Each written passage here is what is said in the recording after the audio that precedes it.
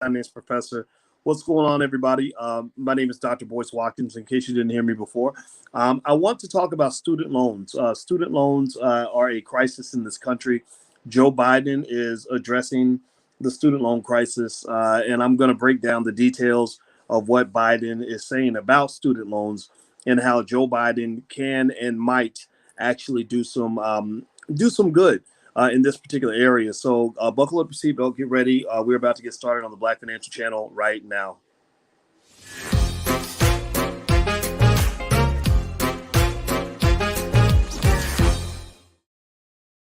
Hey, what's going on, guys? My name is Dr. Boyce Watkins. Welcome to the Black Financial Channel. That's theblackfinancialchannel.com. Today, I want to talk about student loans. Joe Biden made an announcement recently about student loans, and I'm going to read some of this to you. And of course, you guys know my doctorate's in finance, and so there's some things that I'm going to see here that I'm going to break down for you that will help you to have eagle eyes, financial eagle eyes. You will be able to see things financially that other people cannot see, because one of the great superpowers that I was able to obtain is the ability to break through the BS and get you to the real stuff. So what's going on, everybody? Terry Cobb and Victor Mobley and Whispers 7182 and Lambo Transco and everybody else. Good to see you. Hashtag B1. Put a hashtag B1 in the chat. We talk about wealth, black wealth. Black wealth is big for us. We have solved the black wealth equation. We know exactly what it takes to get rid of the racial wealth gap. It's very easy to get rid of, but we don't know how to do it on a national level. But I can definitely tell you how to do it on a family level. So let's talk about student loans. So here's the deal. Paris says I owe $110,000 in student loans. God help me. Well, I'm not God, but I can help you. So let's see what's going on here. All right. So with student loans, here's the deal. So Joe Biden, one of the big issues that he's been asked to address as president that is really kind of bipartisan, it's kind of big and out there, is this student loan debt crisis. American students, American former college students owe about $1.7 trillion in student loan debt. That's the next big economic crisis in this country. That's one of the next big bubbles that exists in this country. A lot of this occurred because as American worker wages were not going up, the cost of university attendance was going up. It was going up faster than the rate of inflation. It was going up definitely faster than the rate of wages. So one of the ways that the American people tried to deal with this onslaught of really selfish capitalism is taking on debt. So much debt was taken on just to go to college. A lot of people are taking on debt just to survive, especially now during the pandemic. So student loan debt has been a thorn in the side even before the pandemic began. Since the pandemic began, President Donald Trump actually paused student loan payments, which was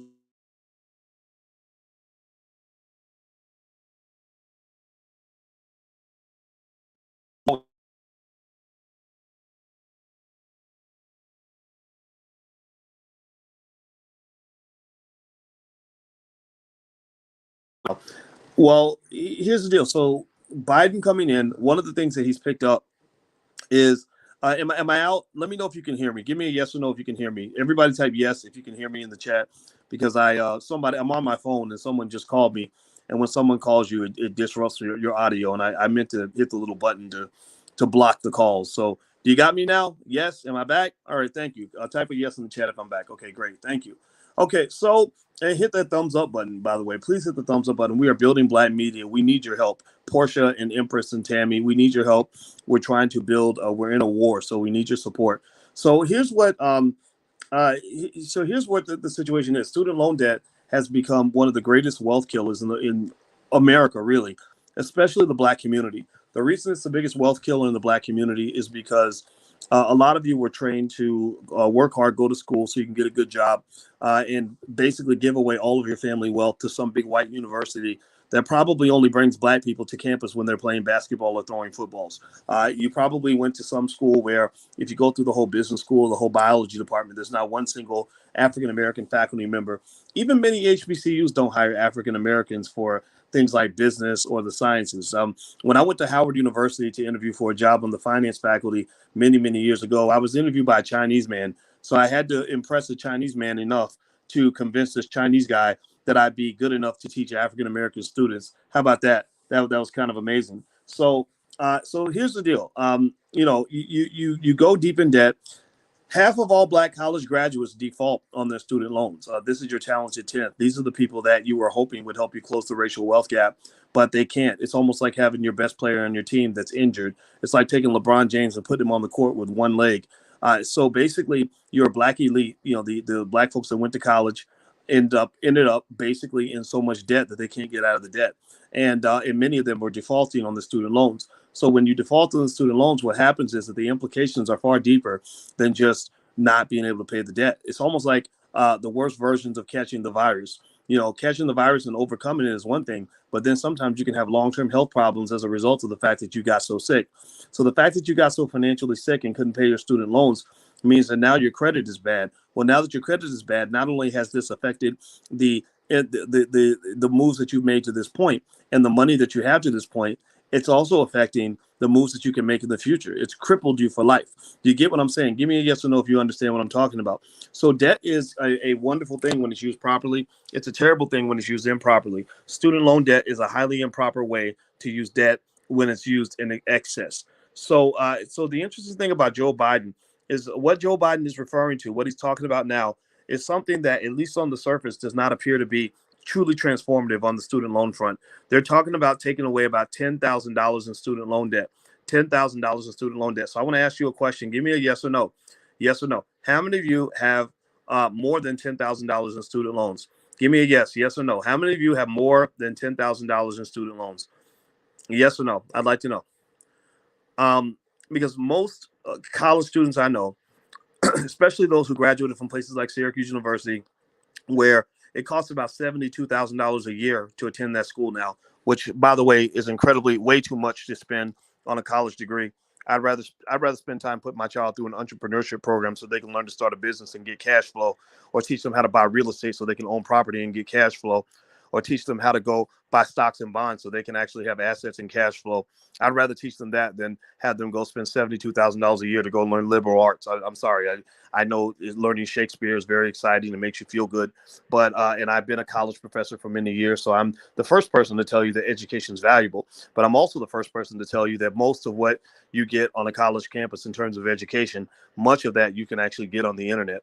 The only thing you can't get on the internet that you can actually get, that you could get on the campus, is professional licenses, professional degrees. So if you want to be a dentist, or you want to be a licensed social worker, or you want to have some sort of, or you want to get a legal license, you have to go to college for that, for sure. But if you're talking about going to school to study Old English literature so you can get a degree, you know, in writing, and and have $200,000 in debt because you learned, you know, English literature, I don't know if that's a good investment. I just don't. I'm not saying that it's stupid. I'm not saying you're a bad person. I'm just saying that it's going to be hard to overcome that hurdle, because one of the fundamental rules of debt, and when it comes to money, one of the most fundamental rules of debt is that the income generated from that debt should exceed the amount of debt that you take on. That the amount of money that you make from the debt should be higher in what they call a present value model. I'm not going to talk about that. If you want to learn more about that, we talk about that in the Black Business School. But basically, when you do mathematical calculations, the amount that you earn should exceed what you borrow. So debt is a wonderful thing, if on one condition. There's one condition in which debt is good. That is when debt is making you money, when debt is elevating you to a better economic position. Many black students are not elevated to a better economic position because they took on the debt. Let me tell you why the debt did not work for you. Hit the thumbs up button. Please hit the thumbs up, share, subscribe button. The reason the debt does not work for you as a black person is because the wages of workers have remained stagnant while the cost of tuition has gone up. Follow my words. Read the words that are coming out of my mouth. The cost of tuition has gone up while wages for pretty much all workers, even those with college degrees, have not gone up very much at all. Now, the money that's being made by entrepreneurs has skyrocketed. The money being made by people that own stocks and bonds skyrocketed. The money made by people who own real estate skyrocketed. That's what they call asset inflation. So the value of stocks and bonds in real estate has gone up in conjunction with the cost of tuition. But what has not gone up is that paycheck that you're going to get from that little job that you got, that you borrowed $200,000 for in order to get that job. So when you were sent to a big white university so that you could go deep in debt to get a job working for another white person when you finish that university, so you can drive a nice car and live in a nice neighborhood and say, look, mama, I made it because I went to Harvard, you are engaging in what I consider to be one of the most epic racial wealth transfers in history, but it's not even just racial. It's really a transfer from to the rich from everybody else. And when I mean the rich, I'm talking about not so much rich in terms of assets. I'm talking about rich in terms of actions. The transfer of wealth goes from the worker to those who own assets, from the renter to the landlord, from the consumer to the producer. So when you go to college and you go deep in debt to get that college degree, that with an amount of debt that you can never repay, that you're going to die in debt. Kevin Samuels was over there talking about people dying alone. I don't know if I can tell you if you're going to die alone, but I can tell you a whole lot of folks are going to die in debt. A whole lot of folks are going to die in debt. So all that debt that you took on, that was a wealth transfer, because the universities are getting over like Pablo Escobar. If you have a big university in your city, chances are that they are in some black neighborhood. They're gentrifying that neighborhood. They have removed all the black folks, put up a Starbucks and a Whole Foods, and bought up all the land, bought up entire city blocks at a time, because the land is so cheap, because they've got all the cash, right? So the universities are winning. The landlords, because of asset inflation, real estate going up, they are winning.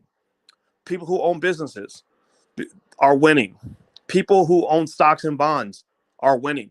A lot of you in here own stocks and bonds because you've been listening to me for a while. You know I'm big on the stock market, and so I congratulate you if you're in that category, because you have officially leapt the fence. You have officially broken a generational curse that would probably have haunted your family for another 100 years had you and I not had a good conversation, and had you not had the courage to engage in action that makes you a little bit different from the average Negro. You're not different. You're not like everybody else. You are different. You're better. You're special. You're smarter. You're more capable, and that's why I respect you. Hit the thumbs up button. Please hit the thumbs up, share, and subscribe button if you haven't done it yet. Let's finish talking about Joe Biden and student loans. I want to break this down. And also, just as a reminder, you guys, we actually have a business school for children. It's at blackmillionairesoftomorrow.com. If you want your kids to get ahead of the curve, we have a university called the Black Business School that is Black owned. It's worldwide. We have 130,000 students all around the globe, and we teach better than any university out here. And we also teach our kids to invest at the age of 6.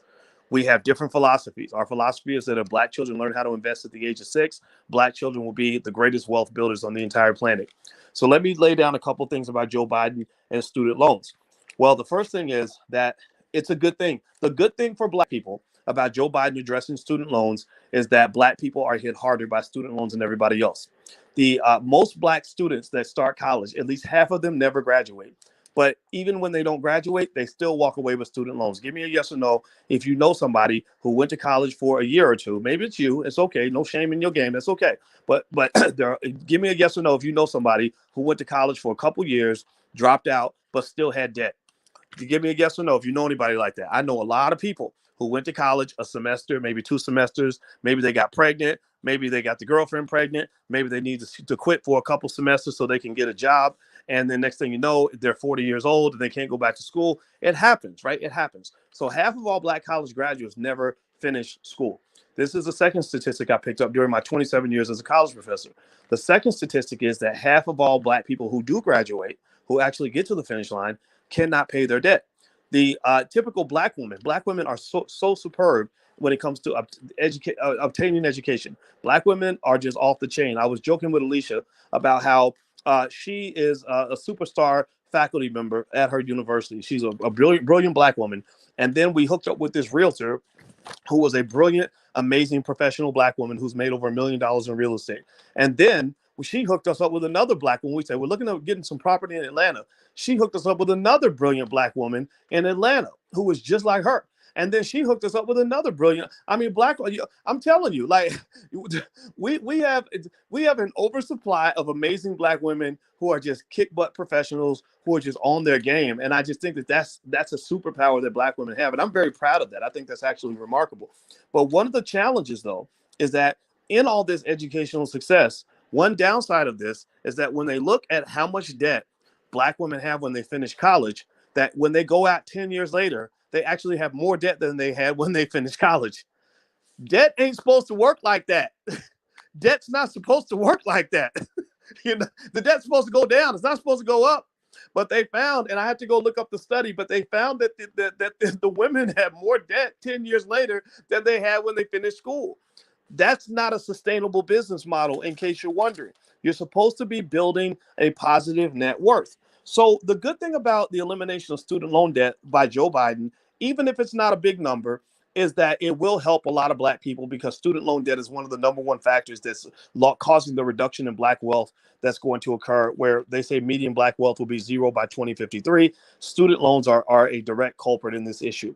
The downside of this is that, and of course, they're going to market this as, hey, look at this is what we did for Black people. When really you did it for your people, but we just happen to benefit, right? But we'll take that. Okay, fine, no problem.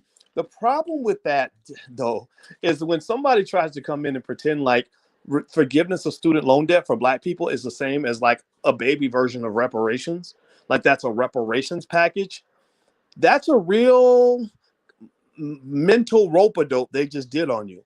They really kind of they're playing games on you. They're finessing you at that point, as my friend Tarika then she might say. That's a finesse. Let me explain why that's a finesse and why that's a kind of a little tricky falsehood that they're laying on you when they tell you that forgiveness of student loans is a form of reparations. You see, the thing about debt that makes it really funny is that debt is almost like creating fake money. It can be like creating fake money. So let me give you an example. Let's say that there's something that you need, really bad, right? Let's say that I know that your family needs to eat, and because there's no other restaurants around, I got the only restaurant that within a 50-mile radius. And so you come in my restaurant, you say, I really need to eat. And I say, well, how much money you got? And you say, well, I don't have any money. I say, that's cool. We'll put it on your tab, right? And I say, so what do you want to eat?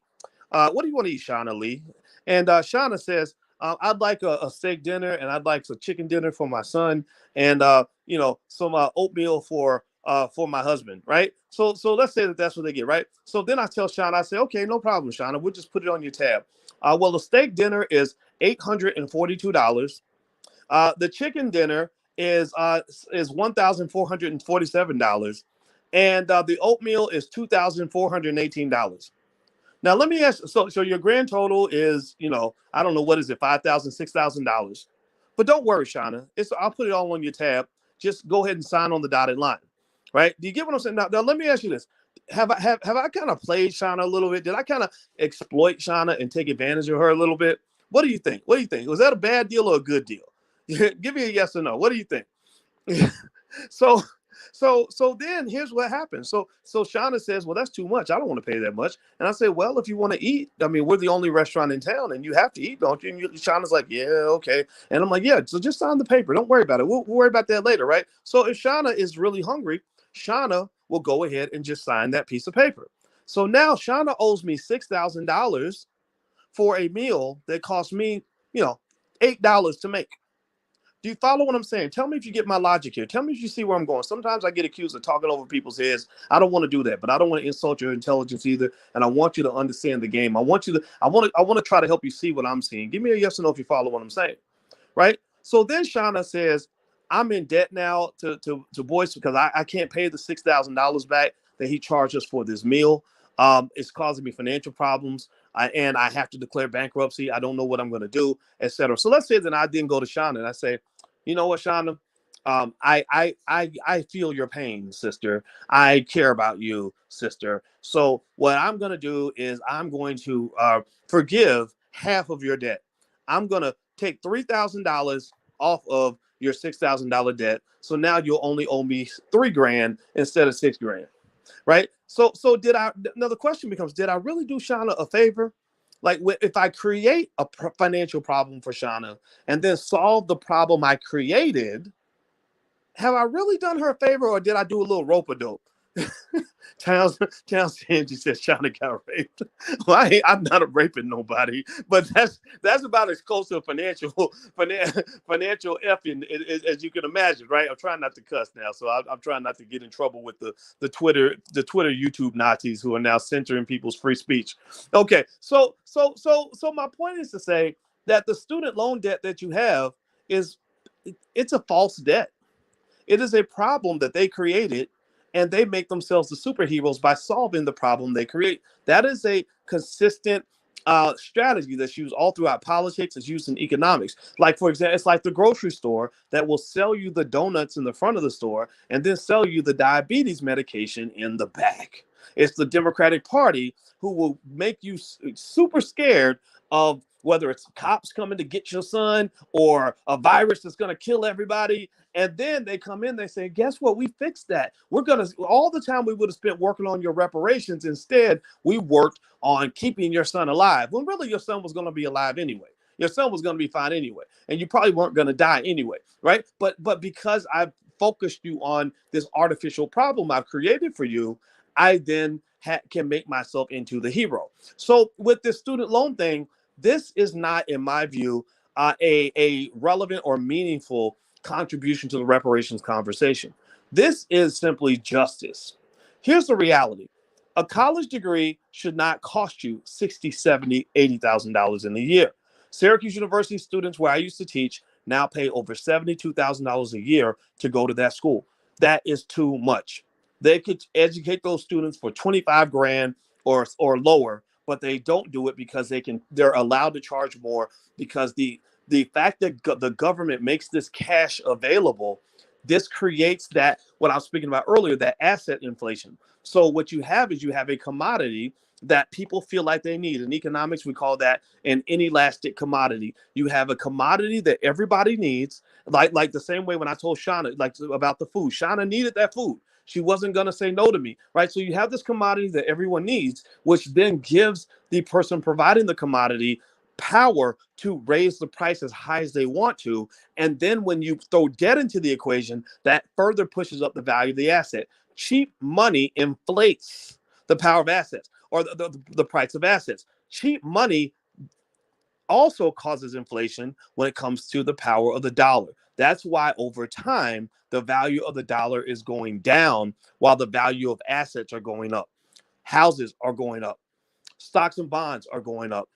Bitcoin is going up like crazy. Bitcoin was $6,000 at the start of the year. It's $41,000 now. Come on now. $41,000 from. I have literally made a killing just by sitting on the Bitcoin that I've owned since 2016. Are you kidding me? I did not have to go to work for this money. All I had to do was buy the Bitcoin and sit on it and wait like a goose sitting on a golden egg. So what I'm telling you is that when it comes to this financial stuff, when it comes to this conversation about student loan debt and everything else, you really have to be able to read the writing between the lines, or they're going to kind of play with you and lie to you and kind of make you think something is what it is not. But again, I say this all to say, though, that if you ask me, do I agree that Joe Biden should address the student loan crisis? He absolutely should. No question. I think this is a good thing. Joe Biden will get no fights from me on the student loan thing. The only thing I would say is that the amount needs to be bigger. This should not be part of your reparations package. And Joe Biden is a guy that has to deal with a demon that I've addressed to you guys in the past. There was a point where, does anybody know? Give me a yes or no if you know about the fact that if you declare bankruptcy, you cannot declare your student loans in your bankruptcy. Did you know that? That you will die with your student loans and then they're going to come get that money after you're dead. Did you know that you cannot declare your bankruptcy on your student loans? Did y'all know that? Yes or no? Give me a yes or no if you knew that. Yeah, you can't do that. Do you know why you can't declare bankruptcy on your student loans? Do you know which senator, hint, hint, which senator, hint, hint, push forward through the bill that says you can't declare bankruptcy on your student loans? Hint, hint. Yeah, Senator Joe Biden. So if Joe Biden wanted to really solve the student loan crisis, he could simply reverse the bill that he pushed through saying you can't declare bankruptcy on your student loans. And then everybody would just go bankrupt and write them off. And then it's done. Then your debt's completely eliminated. Right. So I don't think this is going to happen. But I mean, if you're really trying to get this done, then that's what they would do. But of course, they're politicians and none of what they do ever makes sense. They don't have common sense anymore. So by the way, do me a favor, hit the thumbs up button, hit the share button, hit the subscribe button. Make sure you hit the notification bell. Also, we have financial workbooks and flashcards for children. So if you have a child or know children that can benefit from this, please feel free to go take a look at financialworkbooks.com. We have workbooks and flashcards that were developed in conjunction with partnerships with Black educators who care about the community. And we basically created these tools for those who want their children to get ahead of the curve. So financialworkbooks.com is the URL. You can also text the word voice to 31996 to get text notifications when I go live. Let me address one more thing on this Joe Biden student loan thing. One other critique of the student loan debt reduction issue is this. Um, Not everybody goes to college. And there are some who legitimately have stated that if you're forgiving debt of people that went to college, you are punishing those who were a little more careful, who didn't actually take on all that debt. So you're talking about not just, so in one category you've got the people that went to college and took on a lot of debt. I'm in that category. I took on a ton of debt to get my PhD. Do I regret it? Not really. No. I mean, my PhD benefited me. I was able to make it work, but I was able to make it work more as an entrepreneur than as an employee. But even as an employee, I was doing okay. It would have just taken me forever to pay the debt. But then beyond that category, you've got the people who went to college, took on the debt, and paid off the debt, right? And then you got the people who didn't take on hardly any debt at all. And then you got people who didn't even go to college, either because they didn't feel that college was for them, or maybe they chose another route. Like I said, I really encourage parents to all think about all the options for a child. And figure out what your goals are economically for the child, and look at all the options. College is not the only thing that your child can do to be successful, and figure out what success actually looks like. If success is financial security, I told our 17-year-old who's about to go to college, and we're sending him to college, because his mom's a college professor. He can go to college for free. And me and his dad, we got him. Like, he's got two dads, so he's a very lucky young man. And one thing that I told him was, I said, really, all this conversation about picking a major and picking a career and all this other stuff. I said, really, if you go start a business and figure out a way to make $5,000 to $10,000 a month, then you solve that whole problem. It's all gone. At that point, there is no worry about careers and licenses and master's degrees and student loan debt and all that. Just go find a business, find a product that people want, and find a way to make $6,000 to $10,000 a month, and you'll be good. Like, you'll be free. You can get up and go to the movies on a Tuesday afternoon and spend time with your children and live your life and do all the living that you don't get to do when you're spending all your time on the corporate plantation. And so I encourage you to always, think outside the box a little bit on this college thing. And I will say that that's a valid critique, though, that if you forgive student loans, that's not the same as helping the poor. What you're doing is you're kind of helping the middle class, because here's the trade-off that's supposed to occur for those that do take on the student loans. And I'm not knocking it at all. I mean, if you take on student loans and it works for you, then good for you. But the thing about it is, what you've done is basically done kind of what is similar to a business loan. That it's not as good as a business loan, but you've basically taken on this debt so that this debt can theoretically make you more money.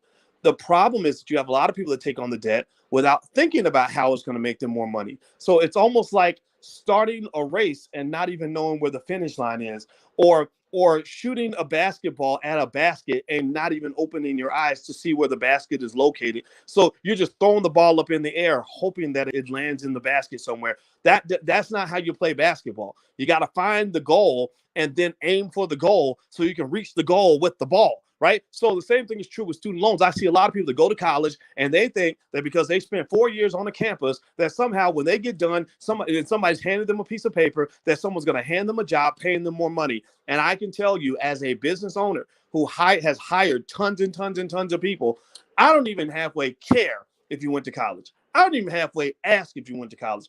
All I want to know is, can you do your job, and can you help our company move forward from a revenue standpoint? If the answer is yes, you could have a third of a GED. You could have went to school till the 4th grade, and I would not care. So what I really want you to impress upon your children, please have your children listen to this video if they're around, because I think it would benefit them for the rest of their life. Like, literally, they would benefit for the rest of their life from this 10 minutes, 20 minutes, or whatever it takes to get through this last part of this video. Make sure you can always add value. That's it. If you add value to people's lives, then people will pay you to add value. A boss will pay you to add value to his company. A millionaire will pay to add value to a partnership, right? A customer will pay you to add value to their life, and they will buy your product because you're adding value.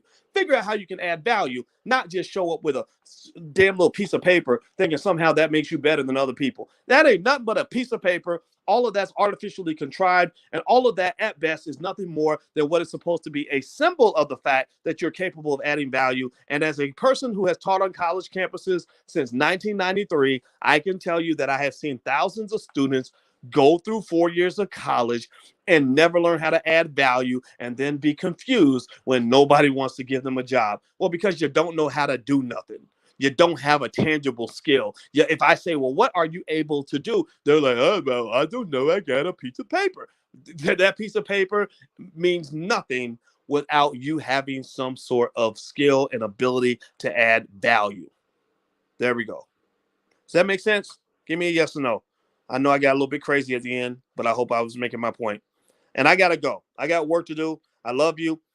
Financialworkbooks.com. That's where our workbooks are. If you could, please hit that thumbs up button before you go. Hit the share button, subscribe button. Share this video. I think some people need to hear this stuff. This is not stuff you hear on TV, and you won't even learn it on a college campus. I'm much smarter than I was when I was teaching at Syracuse University. So I know a few things that I didn't know back then. Also, we have a program in the Black Business School where the first month is free. It's a program for young people, and it's the YBRprogram.com. It stands for Young, Black, and Rich. And basically, it's all the stuff that I wish somebody had taught me when I was in my 20s. So if you know a young person who's just getting started, maybe they just finished college, maybe they're looking for a financial mentor, whatever the case may be, have them take a look at the YBRprogram.com, and they can ask me questions, and I can maybe help guide them in ways so that they can do better than their parents did. And that's the goal, right? We all want to do better than the people before us who opened the doors for us, but maybe they didn't teach us the things that we wish we had known back then. The earlier you know it, the better you are. A child, I don't care how poor you are, a child who is introduced to wealth at an early age is going to be better off